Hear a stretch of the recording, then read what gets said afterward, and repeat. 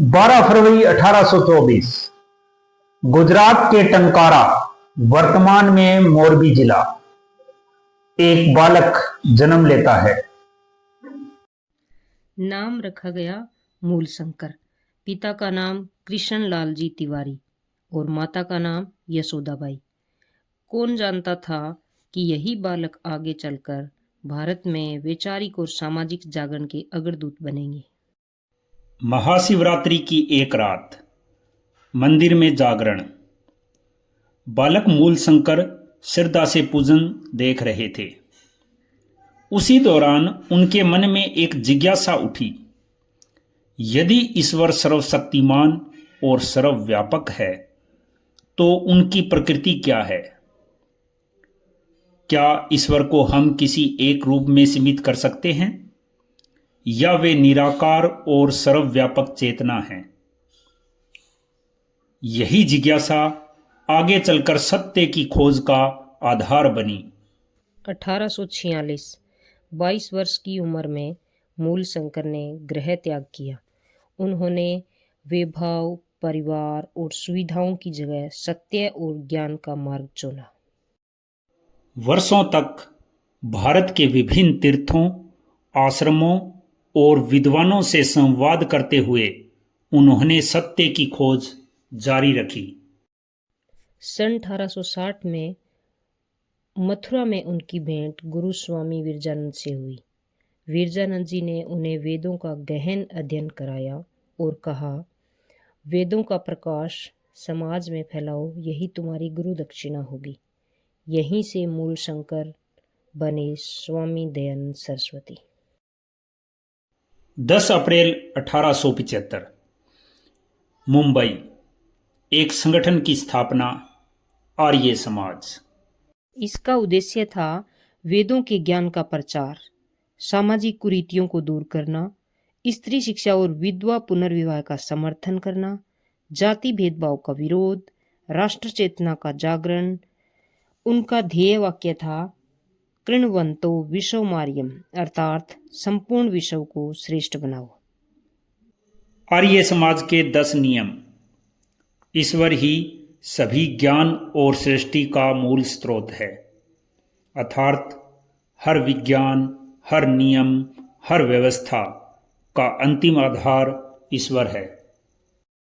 ईश्वर निराकार, सर्वशक्तिमान और न्यायकारी है, अर्थात वे कहते थे, ईश्वर का कोई शरीर नहीं, वह सर्वव्यापक चेतना है। वेद सच्ची शिक्षा है। आर्य समाज के अनुसार वेद ज्ञान का सर्वोच्च स्रोत है। सत्य को अपनाओ, असत्य छोड़ो। सामाजिक सुधार की जड़ यही है। हर कार्य धर्म के अनुसार करो। यहाँ धर्म नैतिक कर्तव्य है, न कि संप्रदाय। सभी के साथ प्रेमपूर्ण व्यवहार करो। जाति भेद का विरोध यहीं से आता है। संपूर्ण मानवता का कल्याण करो। वसुधैव कुटुंबकम की भावना। अज्ञानता मिटाओ, ज्ञान फैलाओ। शिक्षा ही सबसे बड़ा यज्ञ है। अपनी उन्नति से संतुष्ट मत हो, सबकी उन्नति चाहो। समाज हितकारी नियमों का पालन करो।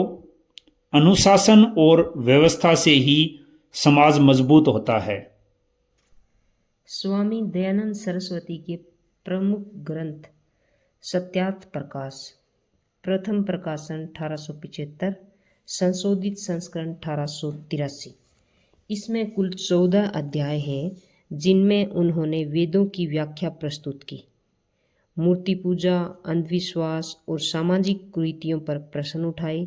बाल विवाह, जाति भेद, अशिक्षा का विरोध किया। स्त्री शिक्षा और समान अधिकार का समर्थन किया। अन्य मतों के सिद्धांतों की तर्कपूर्ण समीक्षा की। स्वामी जी द्वारा रचित दूसरा ग्रंथ ऋग्वेदादि भाष्य भूमिका 1872, वेदों की भूमिका और सिद्धांतों की व्याख्या की है इसमें।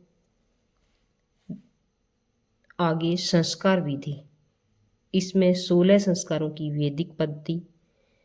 गो करुणा निधि, इसमें गो संरक्षण और पशु करुणा। आगे है व्यवहार भानु, नैतिक जीवन और सामाजिक आचरण। अगला है पंच महायज्ञ विधि, 5 महायज्ञों, वेद अध्ययन, अग्निहोत्र, सेवा व कृतज्ञता और पशु करुणा का वर्णन। 1883 में जोधपुर के महाराजा जसवंत सिंह के निमंत्रण पर स्वामी दयानंद वहां गए थे। उन्होंने दरबार में नैतिक आचरण और सदाचार पर स्पष्ट विचार व्यक्त किए। इसी दौरान उनके भोजन में किसी दासी ने विष मिला दिया। गंभीर अवस्था में उन्हें जोधपुर से अजमेर लाया गया। दीपावली के दिन 30 अक्टूबर 1883 को अजमेर में उनका देहांत हुआ।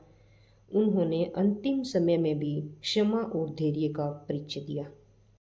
स्वामी दयानंद सरस्वती ने हमें सिखाया, धर्म का अर्थ कर्म है, ज्ञान ही सबसे बड़ी पूजा है और समाज सुधार ही सच्ची देशभक्ति है।